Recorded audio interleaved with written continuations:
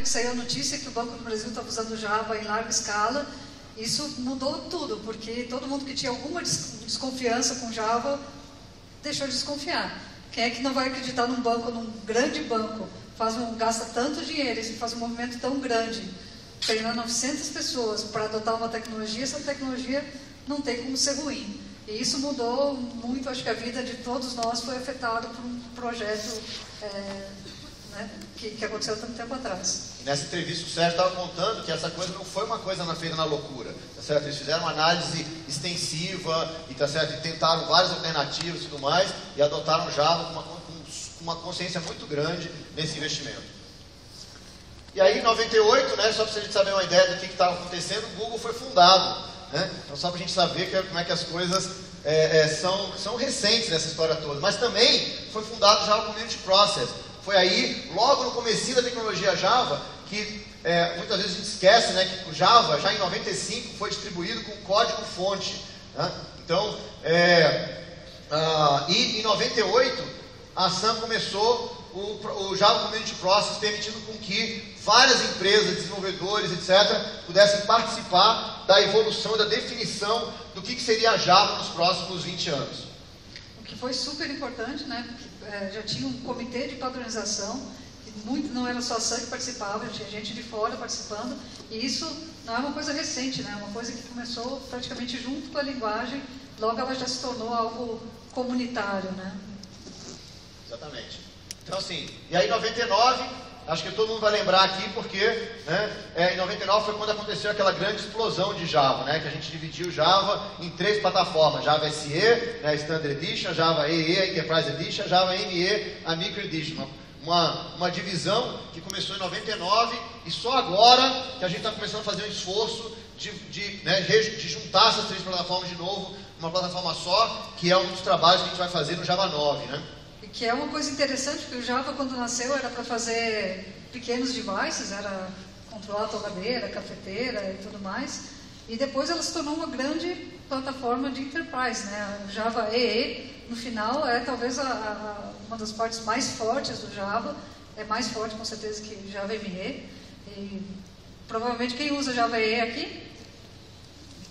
Quase todo mundo usa uma parte enterprise do Java, que acabou ficando super forte.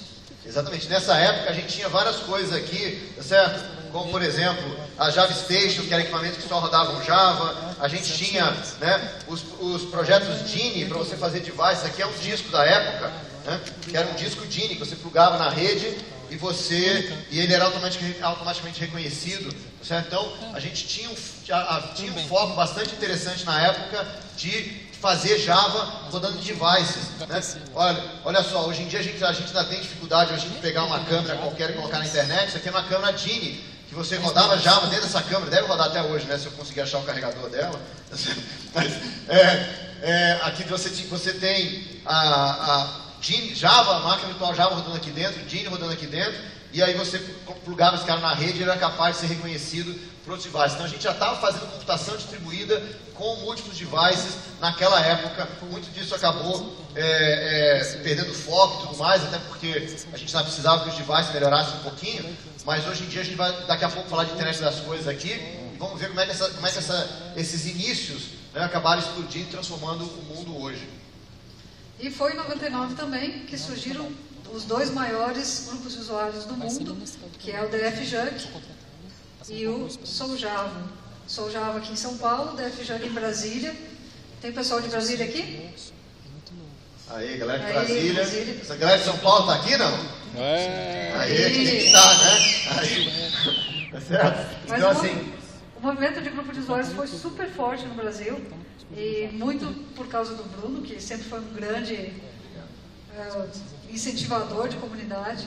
O Bruno dedicou praticamente a vida dele a isso, né? Eu conheço há bastante tempo, eu sei o esforço que ele fez em fazer o Soljava ser o que é hoje, e não só o Soljava, né? Ele ajudou todos os grupos de usuários, ele viajava muito pelo país inteiro, até hoje viaja, ajudando tanto o pessoal a se organizar, ensinando como é que se monta um grupo de usuário. Acabou fazendo isso, inclusive, para vários outros grupos de usuários do mundo que usam o Soljava e o DFJUG e todos os que vieram depois como exemplo de como montar um grupo de usuários. Então, assim, o movimento de grupo de usuários acabou se expandindo pelo mundo inteiro, mas foi muito forte, e até hoje é muito forte no Brasil. A gente acabou, nós estamos exatamente no meio de um esforço de visitar aí quase 20 grupos de usuários no Brasil inteiro. Certo? Visitamos 7 cidades antes do Java One, vamos visitar mais 11 cidades depois do Java One, tá certo? Então, vários palestrantes estão fazendo aí o tour de 20 dias de Java, visitando grupos de usuários, por causa da organização dos grupos de usuários brasileiros. Tá certo? Que desde aquela época sempre trabalharam juntos, sempre fizeram uma comunidade bacana. Eu acho que a gente tem muito ainda a fazer. E a gente está ajudando muito, inclusive, a comunidade mundial a se organizar também. Vamos para frente? Então, só para te fazer esse link ali com 2003, certo? Já que a gente está falando de grupos de usuários, foram os grupos de usuários brasileiros que ajudaram a construir o que a gente chama hoje da Jugs Community, a comunidade mundial de grupos de usuários. Esse logo da Jugs Community, por exemplo, foi desenvolvido aqui no Brasil, né? E a gente tem a comunidade mundial de grupos de usuários foi organizada a partir de um grupo de usuários brasileiros chamado Brasil Jugs, certo? Então a gente conseguiu fazer um bootstrap aí da comunidade mundial e mostrar um pouco o que a gente estava fazendo aqui. Então acho que quem tem aqui os líderes de grupos de usuários, só para a gente ver quem são a galera aqui, tem algum, né? Os líderes de grupos de usuários podem se levantar, a galera de grupos de usuários, levanta aí o pessoal do Soul Java, o pessoal do FJug, tá certo? Né? Do Go Java está aqui, tá certo? O pessoal lá do grupo Santa Catarina, tá certo? Soul Java, assim, ó, o pessoal lá do Rio Grande do Sul, tá certo? De Campinas, tá certo? Tô vendo. Então, fica em pé um minutinho, olha, vocês estão ao redor desses caras aí, marquem quem são, quando sair daqui, entre em contato com eles, tá certo? Porque essa galera que está fazendo grupo de usuários, e você tem mais aqui que participar, e inclusive, ó, o William com a camisa com a bandeira do Soul Java ali, tá certo? E você tem mais aqui participar e inclusive trazer grupo de usuários para a sua cidade. Queria uma salva de palmas para essa galera que trabalha bastante aí.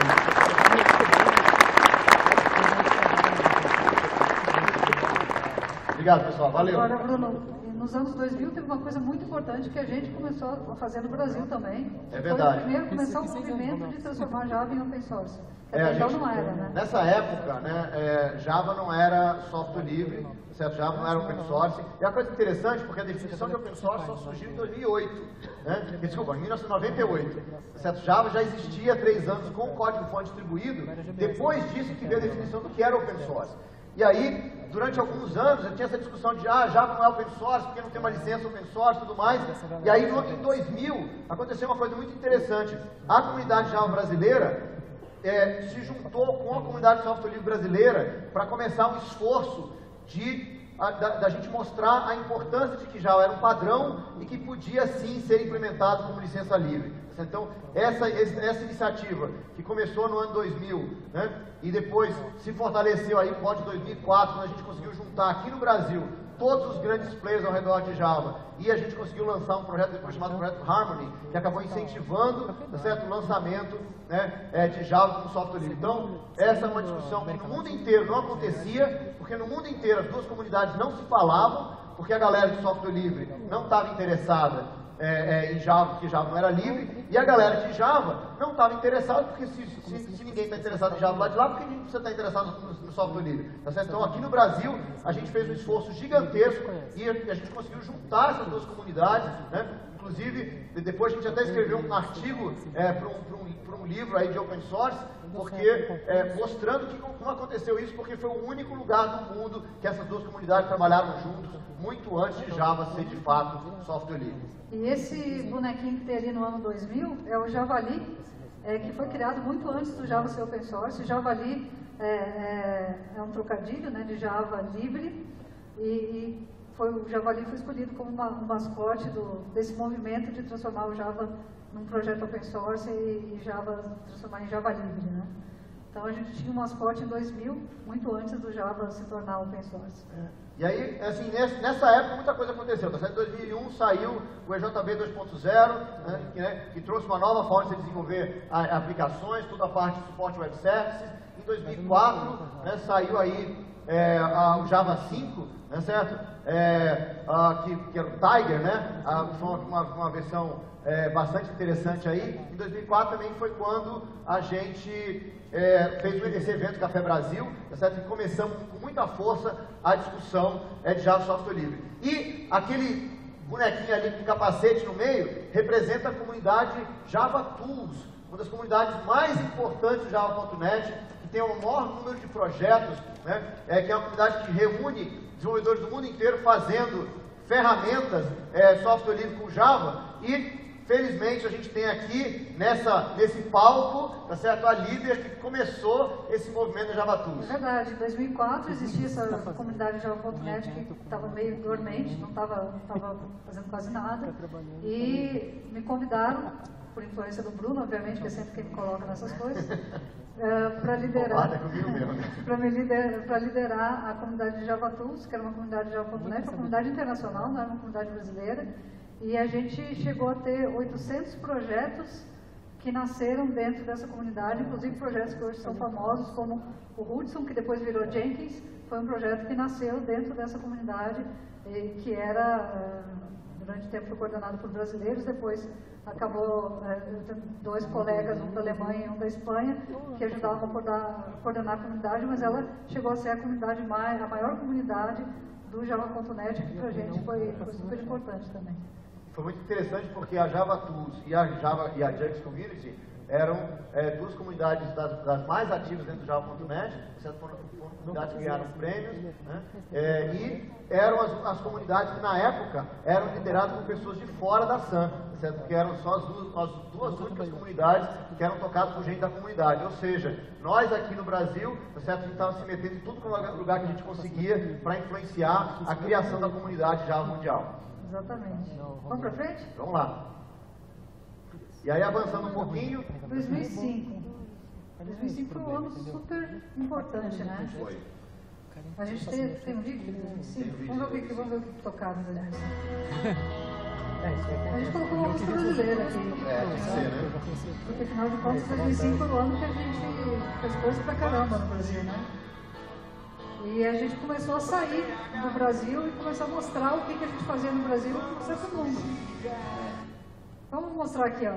Uma coisa legal que aconteceu em 2005 é que foi lançado o programa Java Champions, que era uma iniciativa da SAM, na época, para reconhecer as pessoas que eram os grandes campeões, ou sei lá, os grandes influenciadores, evangelistas, talvez, evangelista da comunidade Java. Que tinha ajudado o Java a se tornar o que se tornou. E, para nossa alegria, existem vários brasileiros que fazem parte dessa comunidade. O Bruno foi um dos primeiros Java Champions, merecidamente. Eu fui convidado um pouco depois para ser Java Champion, mas hoje a gente tem vários brasileiros que fazem parte do programa e a gente tem vários que estão aqui. E a gente queria bater um papo com eles, convidar para eles virem para o palco com a gente. Eu queria chamar aqui alguns Java Champions que estão com a gente, tá certo? Pela ordem que estão sentados ali. Yara Senger, tá certo? Magno Cavalcante, Otávio Santana, Michael Santos.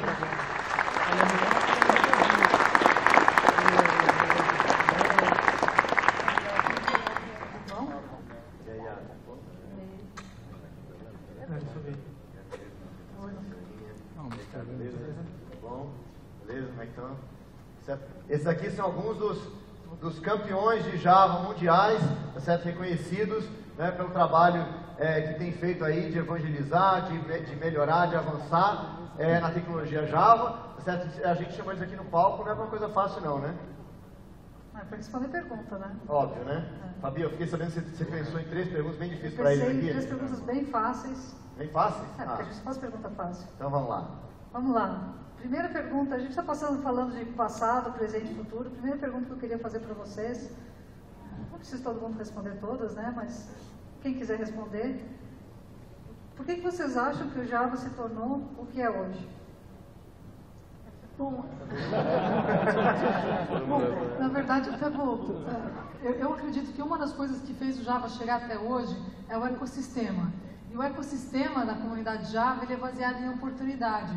Quanto mais um ecossistema é capaz de gerar oportunidade para todos os seus participantes, mais forte é esse ecossistema. com o Java Community Process, com o Java Champions, com os Jugs, com o JCP, acabou sendo gerada uma cadeia de valor que beneficia um número muito grande de empresas, um número muito grande de indivíduos. Então, eu acredito que o ecossistema Java é uma das coisas mais importantes e que fez com que a plataforma durasse esses 20 anos e na nossa visão, né, vai ter muito chão pela frente ainda, com certeza fazer parte aí dos próximos 20, 40, 60 anos. Concordo com a Yara e adiciono que um dos principais alavancadores da plataforma Java foi a Java Virtual Machine. Antes da Java Virtual Machine, a gente codificava em C, C++, era muito aderente ao sistema operacional e à plataforma em si. Com a Java Virtual Machine foi adicionada uma camada de abstração que permitiu o tradicional bordão, né? Escreva uma vez, rode em qualquer lugar. Isso ajudou muito para os desenvolvedores e também na academia. Eu acredito que o maior benefício do Java está fora do Java, né? Acho que o grande benefício do Java é a comunidade, o fato de ele ser open source, as contribuições, por exemplo, a padronização com o JCP. Então, eu acredito que a comunidade, sim, torna o Java um grande diferencial. No começo, o que mais fez diferença foi o Write Once, Run Anywhere, que a gente falava, que realmente era um diferencial. O timing foi genial também, né? É um pouco aí da sorte, né? Apareceu no momento certo, a tecnologia certa. Era uma linguagem mainstream que não tinha conceitos mais complicados como ponteiros, mas tinha o Garbage Collector, que era um conceito que na linguagem mainstream ninguém tinha visto. Então conseguiu ter uma portabilidade e uma agilidade de desenvolver código correto que a gente não tinha antes. E depois disso eu acho que a padronização e a comunidade fez muita diferença, né? Eu lembro que eu aprendi Java sozinho em casa em 99, lendo o livro que o Pruseca pôs de graça na internet, que ele vendia, né? Se não tivesse coisas assim, eu, por exemplo, não estava aqui no palco hoje.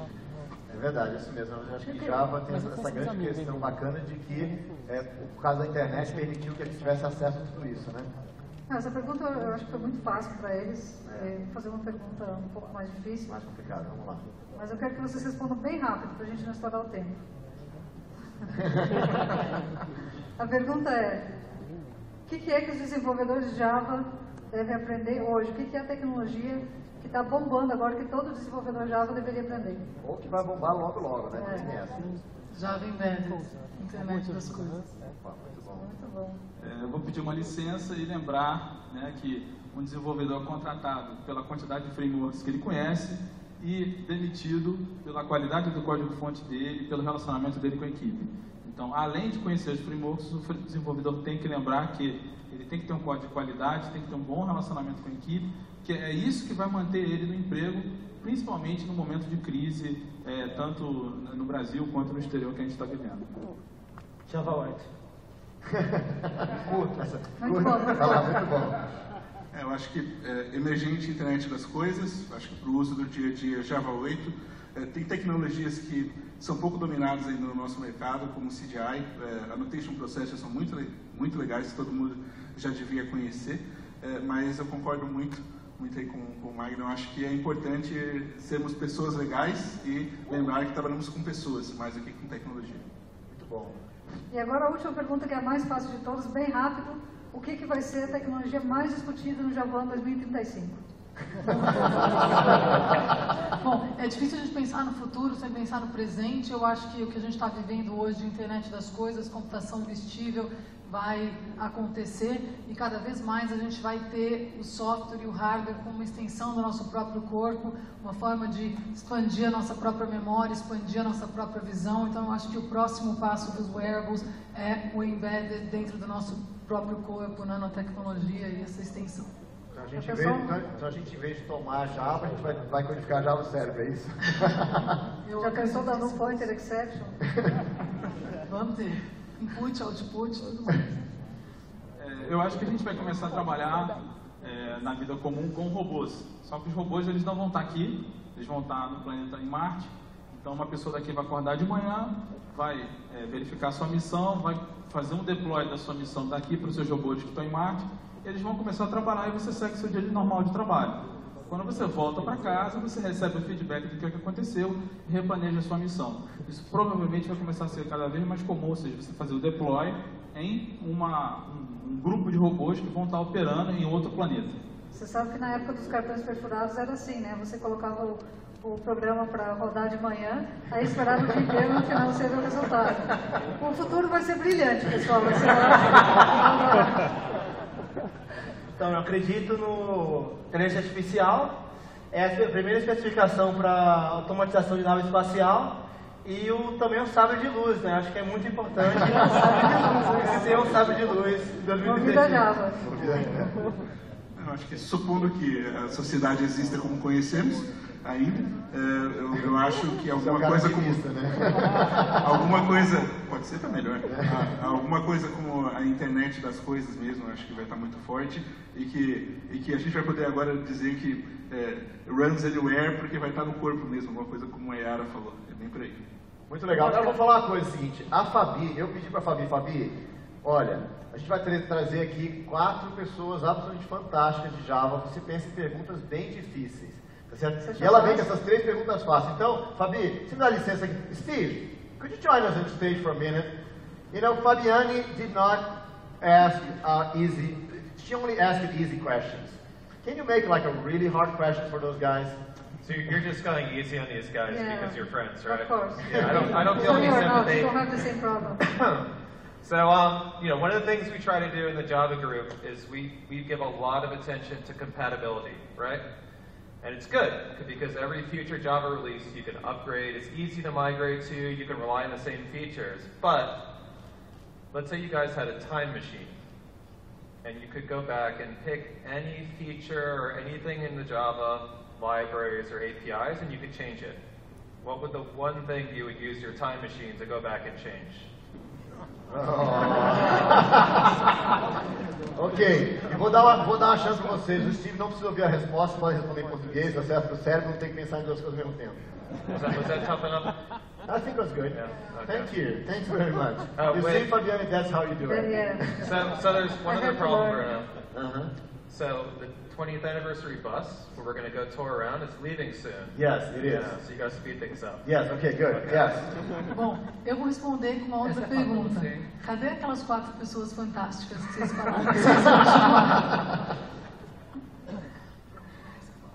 Vamos lá, pessoal. Absolutamente. Opa, pode falar. Vai lá. Uma coisa muito comum que acontece com todo desenvolvedor iniciante é a quantidade de exceptions que esse desenvolvedor tem que manipular, conhecer, etc. E essa é sempre a primeira barreira de entrada para todo desenvolvedor iniciante, e isso talvez pudesse ser revisto, apesar de ser um recurso muito bom da plataforma, mas ter um meio mais amigável para o desenvolvedor, principalmente o desenvolvedor iniciante. Acho que a gente vai deixar só com a resposta dele para a gente acelerar aqui, né? Alguém mais quer fazer a resposta? Vai lá, o Mike vai fazer, vamos lá. Vai lá, rapidinho. Eu pensei primeiro no date, mas se não tivesse date, aí eu não tinha feito o JCR. Então, mas aí eu mudei aqui, acho que 2 coisas que seria bem mais legal é se a gente tivesse Lambda e Generic sem Erasure lá no começo. Eu faria ao contrário, né, do que o Steve falou. Aí Java seria bem diferente e bem melhor até do que hoje. E você? Qual que é a funcionalidade que você gostaria de ver mudando em Java? Certo? Acho que uma coisa que o Otávio falou aqui, acho que várias pessoas falaram, a importância de Java evolui através do nosso trabalho conjunto, da nossa opinião em conjunto. Certo? Então, se você tem alguma coisa que você gostaria de ver em Java seja melhorado ou mudado, venha participar com a gente no Adopta JSR, no JCP, no OpenJDK, tá certo? Porque a gente tem muitas formas de participar. Uma salva de palmas para essa galera aqui. Obrigado!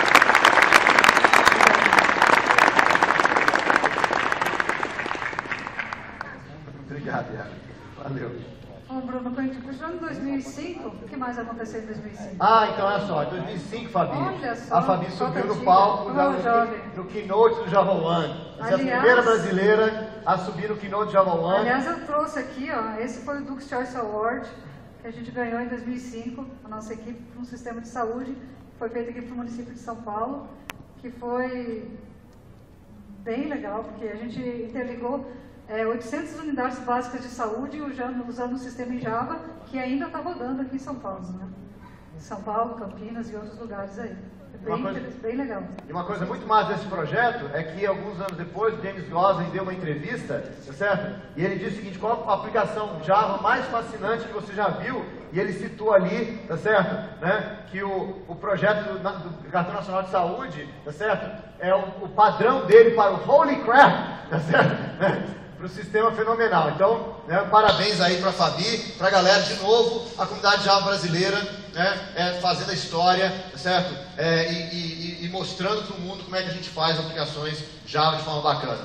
Vou contar uma história interessante desse projeto, que quando o pessoal da Sun veio para o Brasil, eles perguntaram como é que a gente tinha feito e tal, e daí eu disse que a gente tinha 300 EJBs, acho que era esse o número na época, e eles perguntaram... Lembra assim, o JB 2.0, a gente acabou de falar que tinha saído? Olha só o que eles fizeram com isso. E aí eles perguntaram, nossa, mas funciona?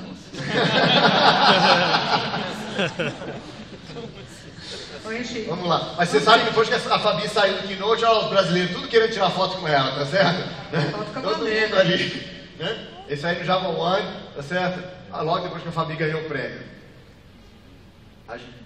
E aí, nesse ano também a gente conseguiu, a gente lançou um mascote, que foi o Jug. O Jug foi um mascote da comunidade, que na verdade assim, naquela época o mascote de Java, que era o Duque, tá certo? Ele era a trademark da Sun, os grupos de usuários não podiam usar o Duque, tá certo? Nos seus logos e tudo mais. Então, a gente aqui no Brasil fez um mascote, tá certo? Que é o Jug, que é esse carinha que está aí, né? E a gente acabou criando um mascote que é hoje usado por grupos de usuários do mundo inteiro. De novo, o Brasil fazendo história com o grupo de usuários. E esse aqui, galera, é o Jug.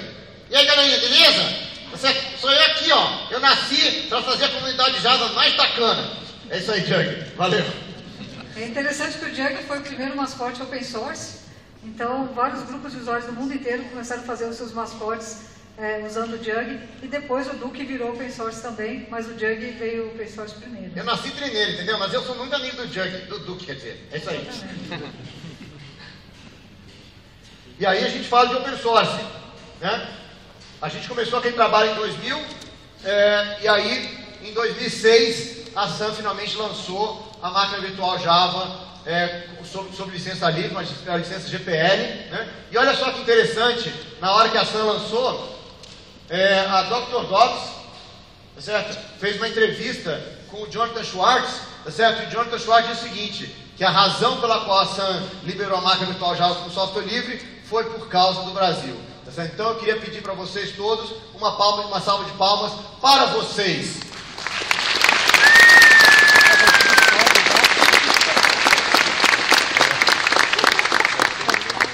Porque se não fosse por causa de vocês, né, Java não seria software livre hoje, e aí a gente não poderia ter Java rodando, tá certo, em todos os devices que roda hoje, exatamente porque ela é software livre. Em 2006, eu trouxe aqui um outro troféu, que eu trouxe todos os meus troféus. Eu não tenho nenhum troféu de ganhar corrida, ou essas coisas assim de esportes eu não tenho, mas eu tenho aqui o Duke's Choice Award. Esse aqui é um outro troféu que a gente ganhou, que foi de a melhor aplicação segundo o júri de JavaCard, que foi em 2006 também, num concurso em Barcelona, que na época era promovido pela Axalto, que hoje se chama Gemalto. Exatamente.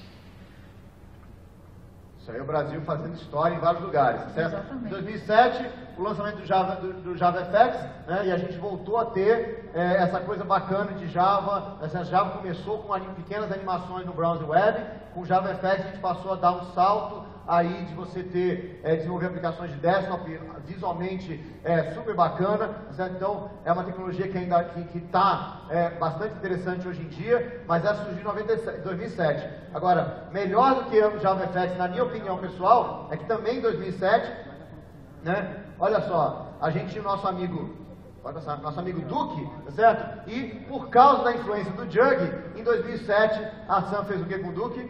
Transformou ele em open source. O Duque virou open source em 2007, tá certo? E aí os grupos de usuários também começaram a poder usar o Duque como nos seus projetos, tá certo? E você também pode utilizar o Duque nas suas camisetas e tudo mais. A gente está mostrando cada vez mais que a força da comunidade é importante, né? E aí a gente avança um pouquinho em algumas outras coisas aí, na verdade depois, em 2008, a gente acabou tendo, aí a Sun começou a perder força, né? E em 2009 entra a Oracle, na jogada, certo? Quando a Oracle entrou, sempre foi aquela questão, mas e aí, vai mudar tudo, o que vai acontecer, né? E a gente colocou 3 coisas interessantes que a Oracle fez aí, logo de cara, que foram muito bacanas. Primeiro, o OpenJDK, a Oracle fortaleceu, lembra que era importantíssimo que a Sun liberasse a máquina virtual Java com software livre? Porque se não tivesse sido software livre, o que poderia ter acontecido depois, a gente não tem certeza, né? Mas o fato é que era software livre e a Oracle entendeu a importância de Java ser livre, a importância da comunidade, né?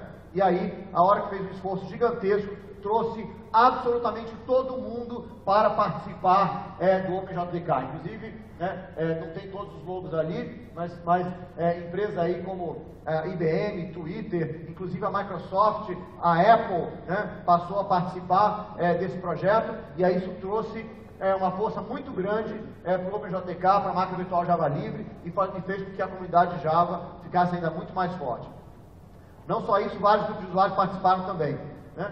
Em 2009 foi quando saiu a nova versão do Java EE, né? Também uma força que a Oracle fez para fortalecer Java no mundo Enterprise. Essa é até uma das razões, todos nós aqui continuamos firme e forte aí, adotando as tecnologias de Java EE, né? E mais ou menos na cola do Java EE, teve uma outra coisa que aconteceu mais ou menos nessa época, que foi um movimento de cloud. Tá? Quando a gente está falando aí, em 2007 mais ou menos, a Amazon começou a lançar os primeiros serviços de cloud, mas ainda assim, né, basicamente armazenamento na nuvem e tudo mais, né? Quando foi aí, 2008,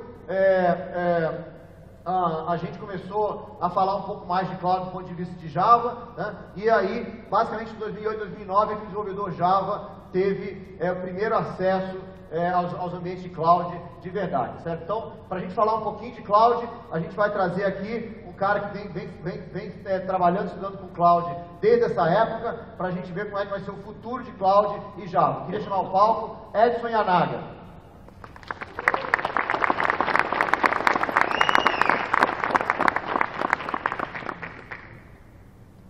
Edson, você que trabalha com cloud já há bastante tempo, o que você acha que cloud mudou na nossa vida? Por que cloud foi tão importante para esse movimento de desenvolvimento e para a comunidade Java?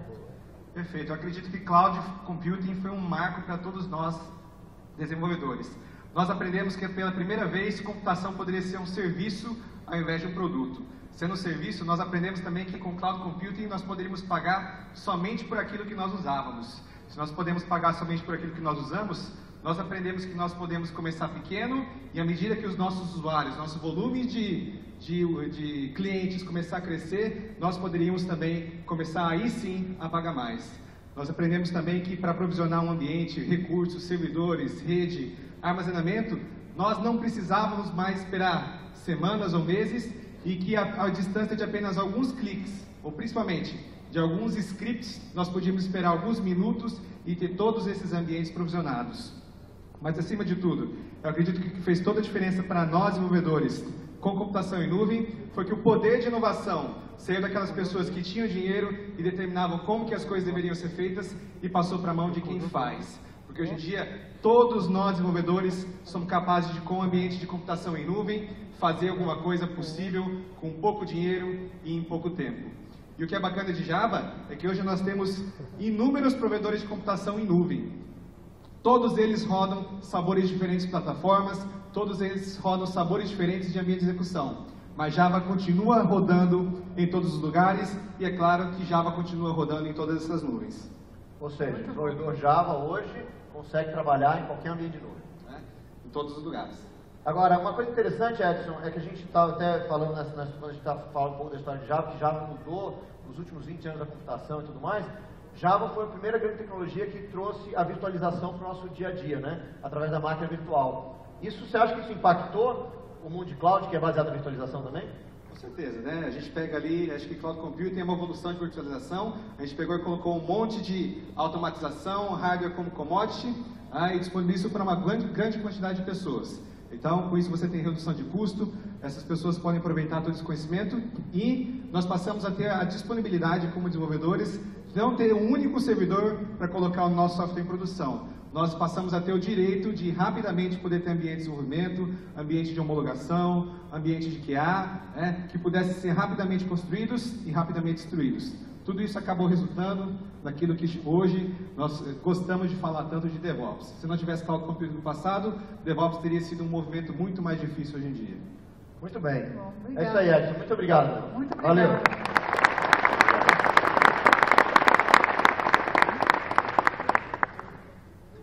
É isso aí. Nessa época, quando a gente lançou o Java 7, certo? Foi a primeira grande versão, release que a Oracle lançou, né? Java 7 foi uma coisa importantíssima para todos nós. De novo, a participação brasileira foi importante, porque Java 7 a gente lançou aqui no Brasil, né? A gente lançou junto no Brasil, na Inglaterra e nos Estados Unidos. Foi a primeira vez uma release de Java que a gente participou diretamente do processo de lançamento. E uma coisa muito importante do Java 7 foi a capacidade de você executar aplicações de múltiplas linguagens na máquina virtual com alta performance, certo? Através do Invoke Dynamic. Acho que foi um momento importantíssimo para transformar a máquina virtual Java numa máquina virtual universal. Né? Nessa época também, o Soul Java foi eleito aí para participar no comitê executivo do JCP, certo? Então a gente acabou tendo uma participação muito mais forte. O Soul Java já tinha sido o primeiro grupo de usuários a se juntar ao JCP, alguns anos antes, e se tornou o primeiro grupo de usuários, né, junto com o London Java Community, a entrar no comitê executivo do JCP, certo? Mostrando de novo a força da comunidade brasileira nesse processo de evolução de Java, certo? Hoje em dia, outras empresas brasileiras participam do processo. E aí a gente queria chamar rapidamente ao palco uma outra galera que também ganhou o Duke's Choice Award, tá certo? Para a gente falar aqui um pouquinho sobre Internet das Coisas. Vinícius Seng, vem para cá. Valeu.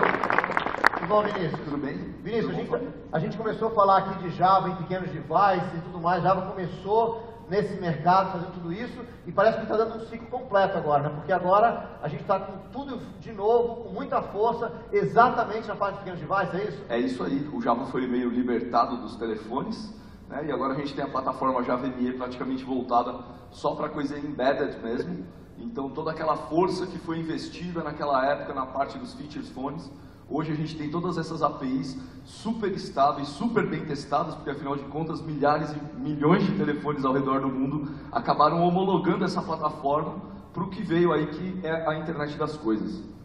E aí você está dizendo que agora hoje a gente tem todos esses devicezinhos aqui que são bacanas para a gente poder rodar. Esse movimento maker, você acha que foi impactado pelo fato de você poder, um desenvolvedor Java corporativo, muitas vezes, poder trabalhar com isso, não? Sem dúvida. Agora, qualquer desenvolvedor que tenha conhecimento de Java SE, por exemplo, que tem o seu conhecimento, já está investindo aí há vários anos em Java SE, você pega exatamente esse conhecimento, instala o Java SE no Raspberry Pi e sai desenvolvendo seus devices próprios aí, conecta na rede, tem o TCP/IP, coloca um OpenCV, liga uma câmera, faz reconhecimento de faces e tal. E desenvolvendo devices, tá certo? Eu fiquei sabendo que você fez um computador de madeira. Então, todo device que se fizer, ele tem que ter um pedaço de madeira dentro. Esse aqui é um laptop que eu construí, na verdade ele funciona de verdade, não é só para ver. Aqui eu estou fazendo um boot no Raspberry Pi, ele tem um Raspberry Pi e ele tem um Intel Edson, então nós temos aqui o núcleo do Raspberry Pi rodando Java, o Edson rodando Java.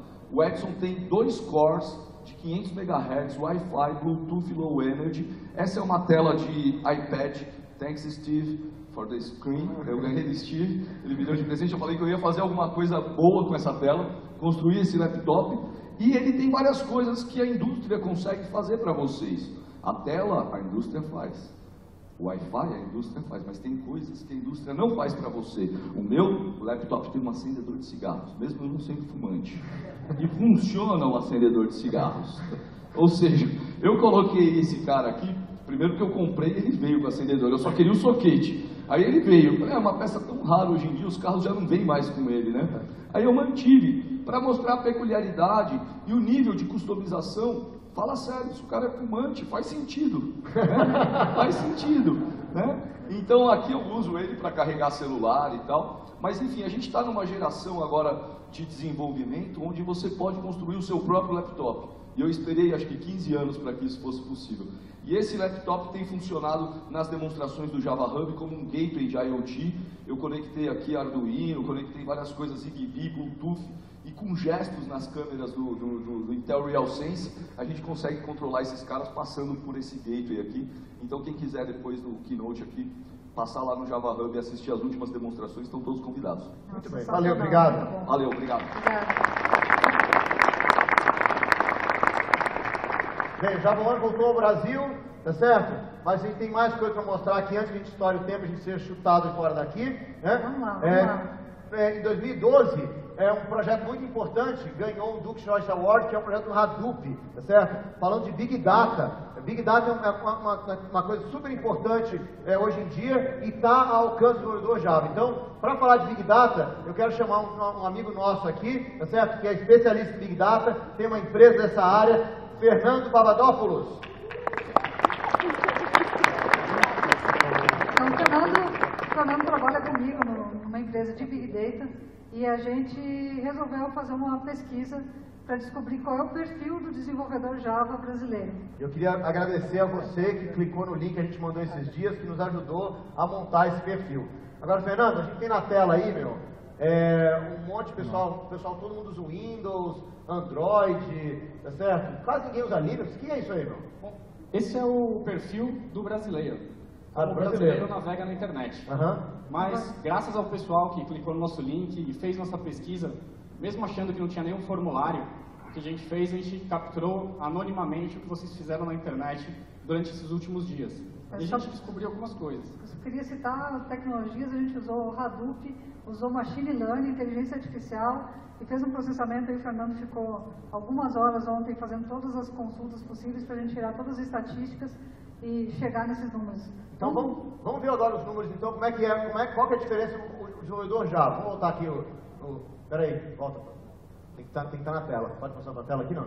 Assim, agora, né, esse é o desenvolvedor Java, então. Ele já usa muito mais Linux do que a população normal e a quantidade de Windows cai. E já tem muito mais Apple também. Então, tem uma diferença entre o desenvolvedor e o usuário comum. E o que mais a gente pode falar do desenvolvedor Java, Fernando? Bom, hoje, infelizmente, nós temos muito mais homens do que mulheres na comunidade. Basta você olhar ao redor. Quantas mulheres tem aqui? Levanta a mão. As mulheres aqui são poucas. Olha só, nossa estatística está certinha. Tem a distribuição. Quanto às faixas etárias também, a gente consegue ver até que tem um infantil. Ele não aparece no gráfico, mas tem um verdinho ali. E tem alguém aqui. Então, tem um carinha ali, o Pedro. A gente já vai chamar o Pedro aqui no palco já. Não pode ficar aí, Pedro. Né? Mas vocês vão ver que a nossa estatística está aqui também. Certo? E a renda? Quer dizer que todo mundo ganha bem, é isso? Essa é uma outra coisa bem interessante, que obviamente a distribuição do brasileiro é bem diferente dessa, mas vejam só a distribuição de renda do programador Java no Brasil. A taxa de alta renda é muito mais alta do que uma renda mais baixa, porque todo mundo sabe aqui que o desenvolvedor Java ganha muito bem, e para quem não está pensando em entrar nesse mercado ainda, se tiver alguém, essa é uma boa dica. Agora a gente queria mostrar aqui alguns dados mais interessantes. Esses aqui são os perfis, né? O perfil que mais tem no desenvolvedor Java é geração Y, depois alta renda, geeks, que é óbvio, né? Fanáticos do futebol, afinal de contas estamos no Brasil. E aqui os maiores interesses, né? TV aberta, carros alta renda, novelas, turismo internacional e séries. Novelas! Agora, só que olha só, né? Não, olha só, como a gente fez uma distribuição aí. É agora que vem a surpresa. Para a gente ver homens e mulheres, para ver se desenvolvedores homens são diferentes de desenvolvedores mulheres. Então, olha só quais são os top interesses dos desenvolvedores Java homem do Brasil. Vai lá. Futebol, tecnologia, finanças, televisão e viagens. E das mulheres? Finanças, saúde, humor. Carros? Não. Corrida e pet. E pets.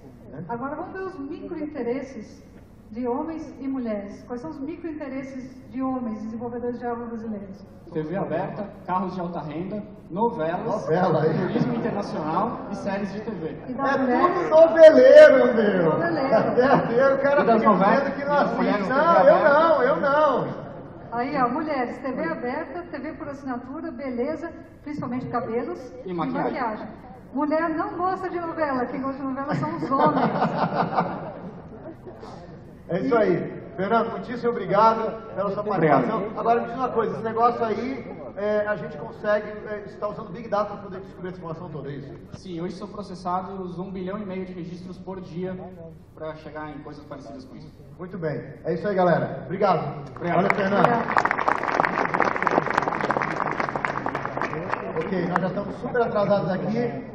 Saiu Java 8 com Lambda, finalmente a gente tem uma coisa que todo mundo estava pedindo, tá certo? Né? E a gente está querendo fazer o quê? Cada vez mais fazer o futuro de Java, tá certo? Java 9 está acontecendo muito bacana. Eu queria reconhecer, o Java 11 de volta no Brasil, né? Mas próximo aí, eu queria reconhecer. Otávio, você pode levantar rapidinho? Só queria reconhecer o nosso amigo Otávio, tá certo? Que é commit do OpenJDK. Tem mais algum commit do OpenJDK aqui, além do Otávio? Não? Certo? O Mike, o Mr. M, tá certo? Mais alguém aí que eu não sei, não? Tá certo? Então eu queria agradecer a esses caras que estão participando diretamente do projeto OpenJDK e garantindo que a gente tenha uma nova versão de Java super importante. Tá certo? Uma salva de palmas para esses caras ali. Aí, cara, a gente ficou pensando o que a gente podia fazer em relação ao futuro de Java. Tá certo? Podemos colocar o som aqui, não? Hello everybody, let me introduce myself. My name is Ruslan and I am founder and CEO of Jelastic, Java Elastic Cloud based on containers. So today I would like to tell you about a very important story for all our community. So we found very talented guy. At 11 he had a really big issue with his health and his father gave him 70% of his liver. And during the rehabilitation period he learned Java. So now he is 14 years old and he has 3 years experience in Java. Moreover, he knows PHP, CSS, HTML, JavaScript, Android, Raspberry Pi. So he's really good, brilliant. And I believe it's very important for our community to support such talent guys. It's really important for Java family. So let's help such young people. Agora, quem será esse cara, né? Esse garoto de 11 anos, que agora já tem 14, tá certo? Mas que aprendeu Java sozinho com 11 anos, que o Ruslan ajudou a gente a trazer aqui pro Java One, tá certo? Que na verdade é o futuro de Java. Eu queria chamar pro palco Pedro.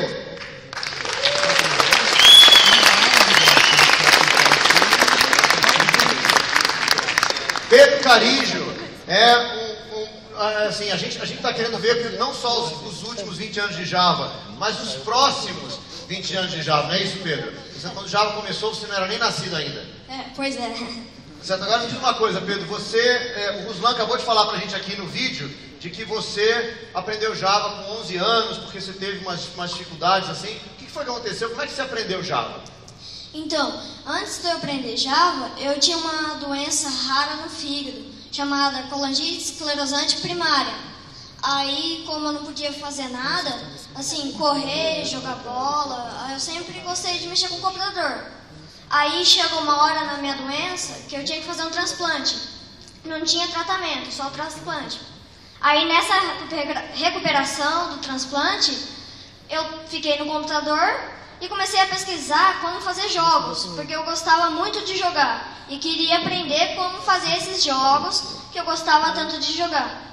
Aí eu descobri o Java e comecei a estudar, e estou até hoje. Você aprendeu sozinho Java?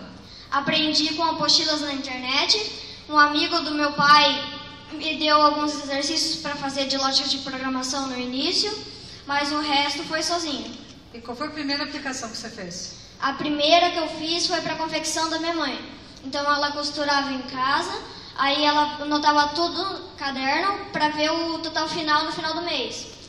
Aí eu fiz um software onde tinha todas as categorias, onde ela só colocava o preço e a quantidade, para saber quanto que ia ganhar no final do mês.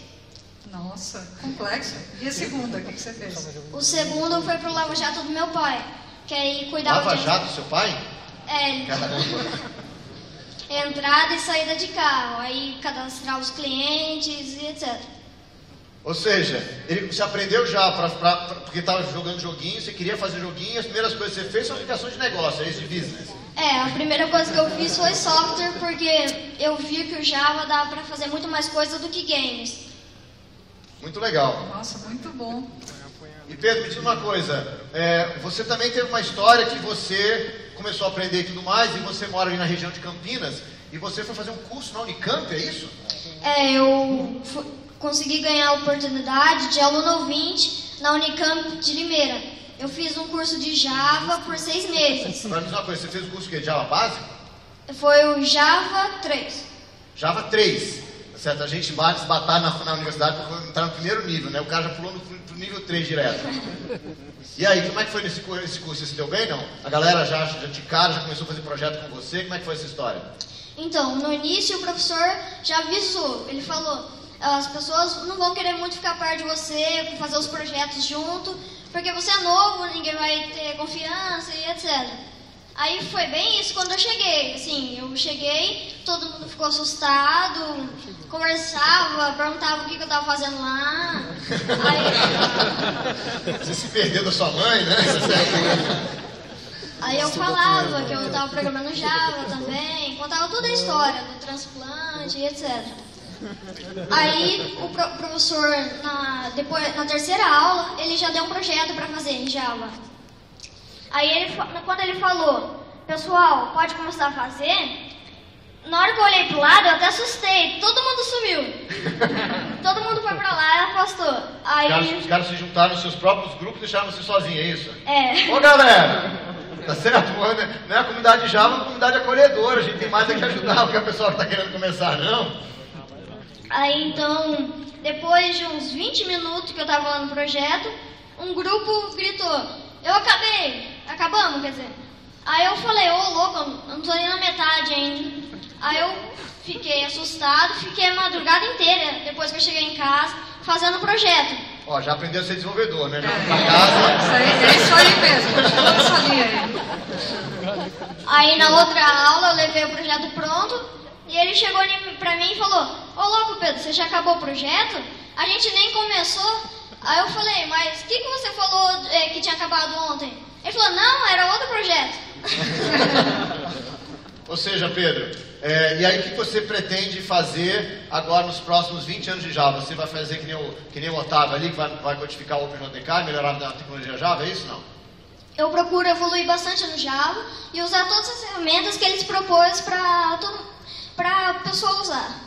É isso aí. O Pedro também fez um carrinho ali que a gente não vai ter tempo para mostrar, Pedro, mas quem depois quiser pode encontrar com ele na internet aí, tá certo? Porque o nosso objetivo como comunidade Java é exatamente a gente dar a oportunidade, né? Do mesmo jeito que em 1995 Java, que está na internet, deu a todos nós a oportunidade de conhecer a tecnologia, que a gente pudesse participar e a gente pudesse, inclusive, direcionar a tecnologia Java também deu ao Pedro a oportunidade de também vir à internet aprender, tá certo? E tá usando essa inteligência dele para poder aprender cada vez mais e poder crescer na própria carreira, tá certo? Então, sem mais delongas, eu queria agradecer ao Pedro e a todos vocês. Muitíssimo obrigado, galera. Valeu. Obrigado.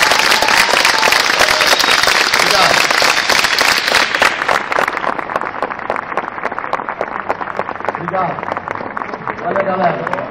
Obrigado. Eu